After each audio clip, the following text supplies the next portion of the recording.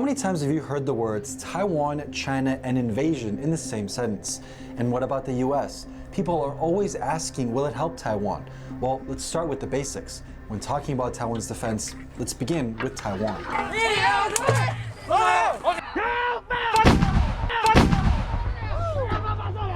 When you think about what it takes to stop an all-out Chinese invasion, you think weapons are the most important thing. But there are actually two other important factors: geography and weather. Let me explain. Taiwan and China are separated by roughly 150 kilometers of open water. But this part of the ocean is rough and has some of the choppiest waters in the world. Taiwan's also a mountainous island, meaning there are only a few beaches that could support an attacking military force.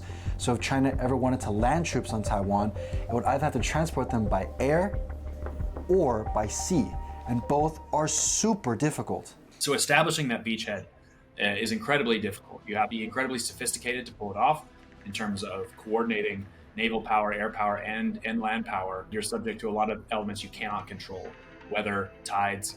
The last time we saw a full-out amphibious invasion anywhere in the world was in World War II, and that involved more than 150,000 troops. But if on D-Day, as we saw, we still use D-Day as the example, Normandy, they were looking at the weather, right? Is it going to rain? Is it going to be a storm? Looking all the way back to the Mongol invasion of Japan, the divine wind that sinks the fleet, right? These are historically consistent factors that make a beach landing in an amphibious assault really difficult. And like I said, China can't just land troops anywhere. You need to have a specific type of beach. You can't land tanks and soldiers on a rocky beach.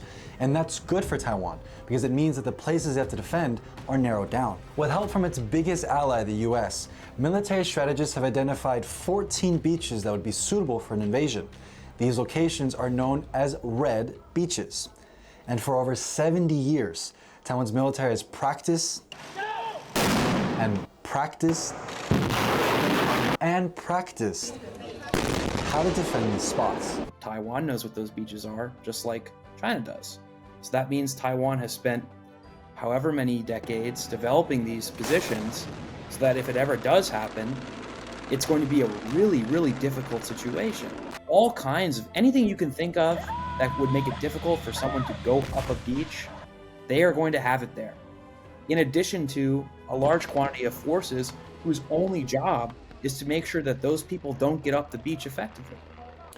The US has sold billions of dollars of weapons to Taiwan for its defense. Things like fighter jets, tanks, missiles, systems that are supposed to make Taiwan prickly and untouchable. And that's why this strategy is commonly known as the porcupine strategy. And the goal for Taiwan is to keep China at arm's length. The key is keeping them off the beach. Once they have that toehold and they have any kind of firm presence that they can defend, it's going to be very, very difficult for Taiwan to push them back off, and very difficult to stop continued reinforcement. Debate over how Taiwan should defend itself has been reignited because of Russia's recent invasion of Ukraine. It's foreshadowing what could happen to Taiwan. But China's aggression towards Taiwan isn't anything new. The military has been dealing with this harassment for over half a century.